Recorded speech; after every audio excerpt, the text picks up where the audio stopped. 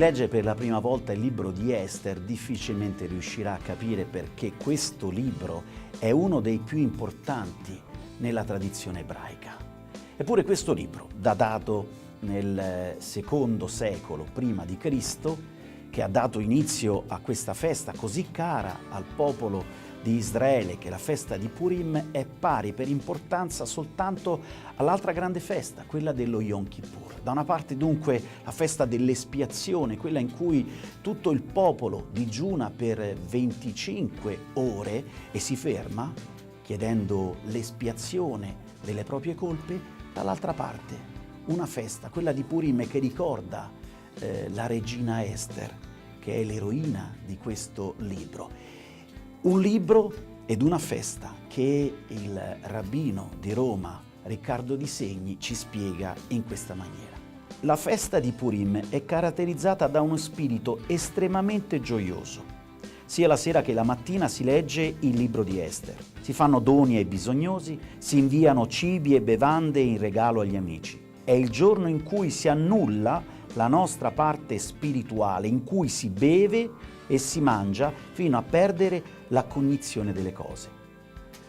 Dunque un libro davvero singolare, un libro che narra la storia ambientata nel V secolo, quello in cui i persiani sconfiggono i babilonesi e subentrano nel potere in fondo di tutto l'Oriente. Nella corte persiana ci sono dunque gli ebrei della diaspora. È una storia che è ambientata nella corte del grande re persiano, in mezzo a cortigiani, a storie di gelosie, a governatori e generali come Aman, che cercheranno di distruggere, di portare allo sterminio il popolo, e di una regina, la prima regina, Vasti, che indisporrà a tal punto il re da essere poi cacciata. E allora il re, che rivolgerà il suo invito a tutte 127 le province del suo immenso regno perché venga trovata la sua nuova regina. E tra tutte le donne del reame, diremmo noi, ecco che dal suo nascondimento, questo è il significato del nome Ester, ecco arrivare appunto questa dolce, bellissima donna ebrea che diventerà lei la regina, e sarà lei con una preghiera a proteggere e a salvare il popolo dalla sorte di sterminio. Dunque capiamo già la ragione per cui il libro di Ester è così amato dal popolo ebraico. Quando Aman sferrerà il suo attacco per invidia, per gelosia, e costringerà il re a pronunciare il suo editto di distruzione, di sterminio nei confronti del popolo, ecco che la regina Ester, dopo aver digiunato, dopo aver elevato una preghiera straordinaria e bellissima al proprio Dio, si avvicinerà con timore, con paura al proprio re, invocando la misericordia sul proprio popolo. Ecco, in questa immagine il popolo di Israele vede in Ester la regina, l'immagine della provvidenza che si realizza in questa donna che è nascosta.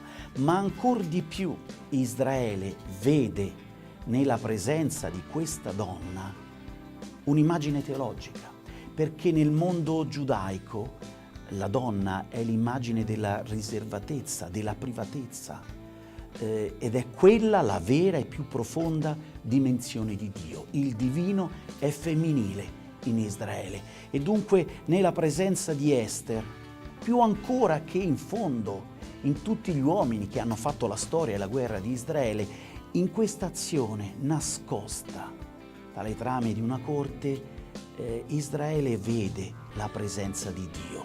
Ed è per questo che il libro di Ester darà vita ad una festa che potremmo chiamare il nostro carnevale, ma è una festa non di abusi, è una festa teologica, perché nel vino che fa perdere la ragione, e nei doni e nei dolci, in ciò che è materiale, corporale, Israele vede la presenza di Dio.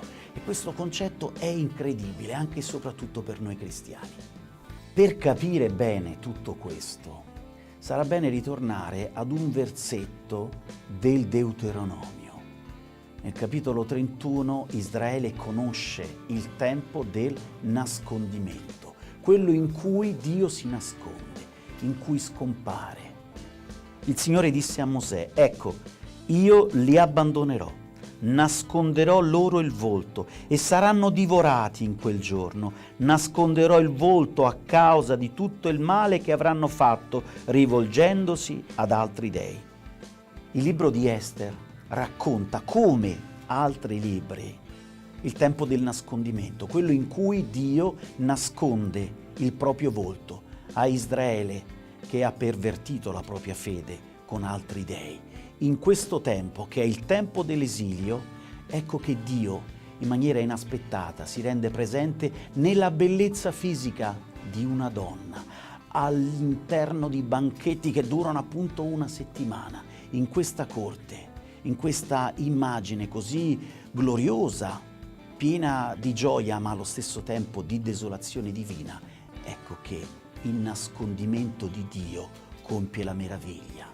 Ora, una festa come quella di Purim, una festa religiosa che narra uno degli avvenimenti più belli, più gloriosi di liberazione del popolo giudaico nella diaspora e nell'esilio, una festa religiosa che ordini di ubriacarsi, di perdere il senno e la ragione mangiando e bevendo, dove questa festa non è un abuso, un peccato di gola, ma è un modo per arrivare a quella che è l'esperienza stessa materiale e spirituale di essere del popolo giudaico, pone a noi, forse cattolici e cristiani, più di qualche domanda. Immaginiamo che il Papa, così, diciamolo così, nel giorno di Pentecoste, nel giorno in cui godiamo dell'ebbrezza dello Spirito, ci ordinasse di vivere questa festa non soltanto in modo mistico, spirituale, ma nella gioia materiale, nell'ebbrezza del vino, nella gioia corporea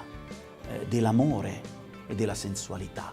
Se nel mondo materiale, che non è in opposizione al mondo spirituale, ci fosse la piena e più completa manifestazione dello spirituale. A me sembra che il libro di Ester ci consigli e ci consegni una spiritualità moderna, una spiritualità che è integrata. Lo spirituale, il mondo della fede, il mondo della religione, che trova la sua realizzazione anche nella vita materiale, in tutti i suoi aspetti. Anche per questo, in fondo, che nel libro della Bibbia abbiamo un testo come Ester e abbiamo un cantico come quello che è il Cantico dei Cantici. Dunque, buona lettura appassionata con Ester, le sue vicende, in questo libro che è certo non facile, scritto in ebraico, una parte in aramaico e poi in greco, ma quello che conta è seguire Ester e il nascondimento di Ester, che è il nascondimento della mano di Dio che porterà a salvezza il proprio popolo. Buona lettura.